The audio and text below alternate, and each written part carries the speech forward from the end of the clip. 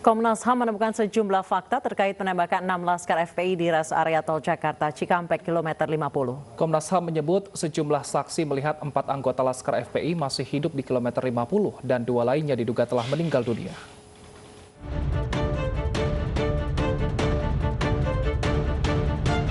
Dari hasil penelusuran tim Komnas HAM ditemukan sejumlah saksi yang mengaku melihat 4 orang laskar FPI masih hidup saat berada di kilometer 50 tol Jakarta Cikampek.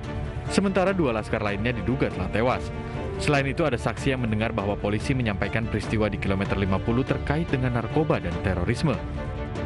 Atas temuan ini Komnas HAM pun merekomendasikan agar peristiwa tewasnya 4 orang laskar FPI merupakan kategori pelanggaran HAM. Komnas HAM merekomendasikan kasus ini harus dilanjutkan ke penegakan hukum dengan mekanisme pengadilan pidana guna mendapatkan kebenaran material lebih lengkap dan menegakkan keadilan.